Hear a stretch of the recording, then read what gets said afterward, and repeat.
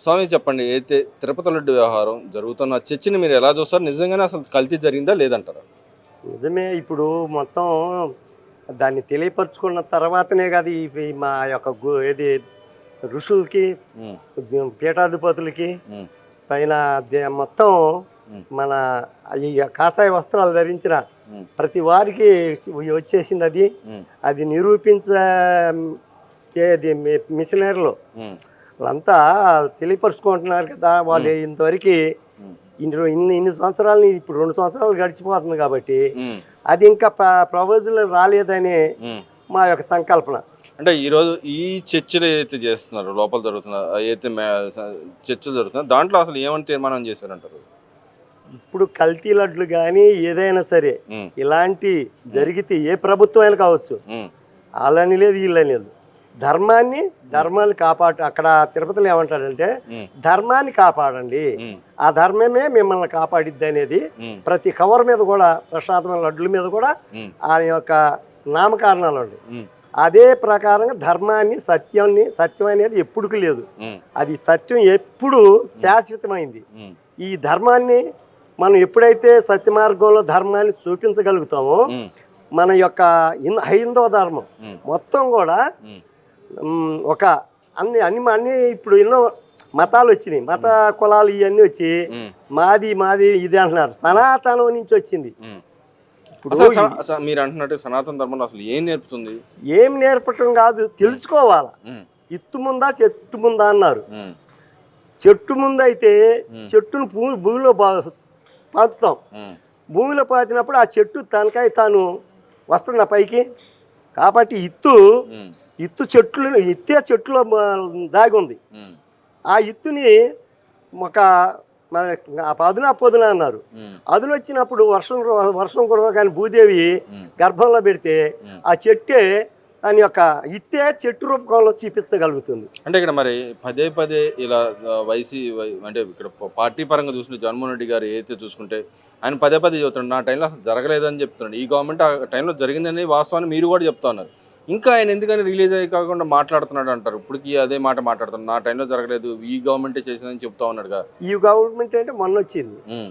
అంతకుముందు ఇది 5 సంవత్సరాల కింద అంతకుముందు చేసినప్పుడు ఇది రాలా. హ్మ్. ఈయన మీద ఎందుకో మనం ఆయన చేసింది హ్మ్. ప్రతిదీ ఇలా మొత్తం దాన్ని కల్తీ కల్తీ అని హ్మ్. ప్రకటన అయిపోయింది. హ్మ్. ఆ ప్రకటనే నిరూపించుకుంటూ ఇంకా మాకు ఈ చర్య హ్మ్. సాధువుల ద్వారా తెలియాలని సాధువులు కూడా పట్టుపట్టారు. అంటే ఇక్కడ గతంలో మీరు అయితే గత గవర్నమెంట్‌లో అయితే మీ సాధువులందరూ ఎందుకు యాక్టివ్‌గా లేకపోయారు? ఒక పక్కన దాడులు జరిగినాయి, ఇన్ని దాడులు జరిగినాయి. ఇంత మటికి సమర్థించుకుంటానే వస్తున్నాడు ఆ నాయకుడు. దాన్ని ఎలా చూడొచ్చంటారు ఇక్కడ? దాని గురించి మనం మన పీఠాధిపతులు ఉన్నారు కదా, హ్మ్. ఇందాక దాకా తెలియపరిచారు. హ్మ్. పదే పదే మనం కూడా అదే చెప్పటం, హ్మ్. అది మీ అందరికీ రేపొద్దున వాళ్ళు చెప్పిందంతా హ్మ్. అంత కరెక్ట్ కాబట్టి వాళ్ళు ఆ విధంగా తెలియపరుచుకొని ఏది మనం ఇది చేస్తామే, ఫిల్టర్ చేసుకుంటాం. అంటే ఇక్కడ ఆ ఇక్కడ ఫిల్టర్ లాగా ఆ! ఆ! నిజమే. మీరు అంటున్నట్టు ఫిల్టర్ గాని చేయాలి. కానీ పదే పదే ఇలా దాడులు చేయడానికి మీరు మీ సమాజంలో ఏం జరుగుతుందంటారు? ఇంకా ఎందుకు రియలైజ్ అయ్యి రాలేకపోతున్నారంటారు? అటు పక్కన సాధువులు గాని, ఈ బ్రాహ్మణ సంఘాలు గాని, ఇటు పక్కన చూసుకున్న ప్రజలు అసలు గాని ఎందుకు రాలేదంటారు? వచ్చారు. హ్మ్. వచ్చినా కూడా హ్మ్. మత మత మత ఇవి ఎక్కువైపోయింది. హ్మ్. అందువల్ల కుల పిచ్చి మతం ఇవన్నీ పుట్టి హ్మ్. అవి బయటకు రాకుండా ఈరోజు ఏం చేస్తున్నారంటే, హ్మ్. ఏ ధర్మం అయినా సరే ధర్మాన్ని కాపాడుకుందామండి, హ్మ్. ఆ ధర్మమే మనల్ని కాపాడిద్ది అనే దాని గురించి ఇవాళ బయటకు వచ్చారు. అంటే మనం ఇప్పుడు సనాతన ధర్మం ప్రకారం చూసిన అన్ని మతాలని సర్వంగా చూస్తారు. అన్ని మతాలను సమానంగా చూసే వ్యవస్థ. అలాంటి దాని మీద ప్రతిసారి ఇలా దాడులు చేస్తా ఉంటే గత 1000 సంవత్సరాల క్రితం జరిగిన దాడులు తట్టుకొని ఉన్న శక్తులు ఇప్పుడు ఈ పొలిటికల్ దాంట్లో వచ్చేప్పటికి ఎందుకని తట్టుకోలేకపోతుందంటారు ఈడ? దానికి అంటే ఇక్కడ భావ వ్యక్తీకరణ స్వేచ్ఛ కూడా లేకుండా పోయింది. గతంలో చేసేవాడు. ఎదురు తిరిగి చేసిన సందర్భాలు మనం ఎన్నో చూసాం. ఇప్పుడు ఎందుకు చేయలేకపోతున్నారు? ఆ విధంగా ఎందుకు చేయలేకపోతున్నారంటారు? ఇప్పుడు చేయటానికి కారణాలు హ్మ్. హ్మ్. అనేక మన పెద్దలు ఉన్నారు. హ్మ్. వాళ్ళ ద్వారా మనం తెలుపుకుంటున్నాము. మనకి సాక్షాత్తు మనం ఏంటంటే ఒక భగవంతుడి యొక్క ఈ నామం చేసుకుంటా జపాలు చేసుకునే వాళ్ళ స్థాయికి హ్మ్. వచ్చింది కాబట్టి ఇలాంటి అయితే అకృతాలు ఎవరు ఏ ప్రభుత్వం కూడా చేయకూడదు. హ్మ్. ముందు ముందు బాగా అందరూ మంచిగా ఉండాలి. ఇలాంటివి ఎవరైనా చేస్తే దాన్ని కఠిన చర్య తీసుకోవాలని తెలియపరుస్తుంది. అంటే ఇక్కడ ఇవాళ ఈ ఈ ఏదైతే మీటింగ్ జరిగిందో దాంట్లో ఏం తీర్మానాలు చేశారంటారు? ఇంకా తెలియదు స్వామి అది. ఇంకా తెలియదు. ఓవరాల్ గా ఇప్పుడు ఇలా తప్పులు చేసిన వాళ్ళ గురించి మీరు ఏం చెప్తారు వాళ్ళకి? ఏం చెప్పట్లే. ఇప్పుడు ధర్మం మన హిందువులందరం కలిసి, హిందూ అంటే కదా సమాజం, మన భారతదేశమే ఒక హిందూ దేశం.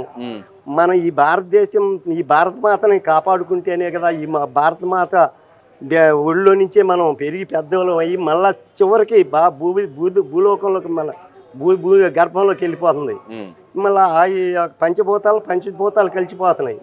కాబట్టి ఈ విధంగా మన అమ్మ మన నీడ అంటే భారతమాత చెట్టుగా ఆ తల్లి యొక్క ఆహారం మనకు అందిస్తుంది. అన్ని ఏది పండ్లు ఏదన్నా అన్ని జంతువులకి, ఈ జీవకోటికి కూడా అందిస్తుంది. అలాంటి తల్లిని ఇతర రాను ఆనాడు బ్రిటిష్ వాళ్ళు వచ్చారు. అలాగనే ఇతర వాళ్ళకి ఈ యొక్క భరతమాత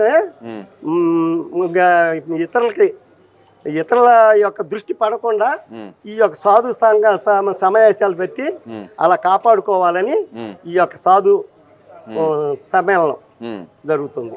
మరి ఓవరాల్ గా ఇప్పుడు తప్పు చేసిన ఎలాంటి శిక్ష పడాలని మీరు కోరుతున్నారు? అది పీఠాధిపతులకు మనం కంటే మన శిశువుల్లో ఉన్నాం అంటే కొద్దిగా ఇదిగా అంటే మీ పరంగా మీరేం చెప్తారు? మా పూర్వకంగా చెప్పాలని ఏదైనా సరే ధర్మాన్ని కాపాడమని చెప్తారు. మరి తప్పు చేసినప్పుడు వాళ్ళు అది నిరూపించినప్పుడు కఠిన శిక్ష. ఏ రకమైన శిక్ష పడాలంటారు? ఏ రకం అంటే అది దాన్ని బట్టి ఇప్పుడు ఎవరి యొక్క మనోభావాలు దెబ్బతీసిన పరిస్థితి, కల్తీ లడ్డు అందరికి పంచిన పరిస్థితి, ఒక రకంగా అన్ని రకాలుగా ఆయన తప్పులు చేశాడు కదా. ఒక పక్క ఆచార వ్యవహారాల్లో తప్పులు చేసిన పరిస్థితి, దానికంటే శిక్ష ఏం కావాలని కోరుతారు మీరు? ఇంకేమీ లేదు. మనం ఇంతవరకు తండ్రి ఏది మన నలుగురు బిడ్డలు ఒక తండ్రికి, ఆ నలుగురు కలిసి అతను తనంతరం ఆయన మళ్ళా భగవంతుడు మృత్యుదేవత దగ్గరలో పడతాయి కాబట్టి 190 సంవత్సరాల తండ్రికి 40-50 సంవత్సరాల బిడ్డలు ఉన్నారు. ఆ నలుగురిని పిలిచి పుల్లల్ని ఒక కట్టెల మోపు తీసుకురమ్మన్నారు. తీసుకొచ్చారు కట్టెల మోపు. తీసుకొచ్చిన తర్వాత ఒక్కొక్కడికి ఒక్కొక్క కట్టి ఇచ్చాడు. 4 కట్టెలు ఇచ్చేసారు. చివరికి 4 కట్టెలు ఒకటి చేసి ఇది ఒక్కొక్కరు 20 అన్నాడు. ఎవడు 20 లేపాడు. అట్లాగనే మన భారతదేశాన్ని మనం అందరం కలిసి ఉంటే ఎవడు ఏమి మన జోలికి రాడనే నమ్మకం, ఆ సత్యం అనేది, ఆ ధర్మం అనేది శాశ్వతంగా ఏది సనాతన నుంచి ఆది అంతం లేకుండా కూడా ఆ సత్యం అనేది సాగిపోవాలని ఈ యొక్క సాధు సమ్మేళనంలో మాట్లాడుతున్న విషయాలు.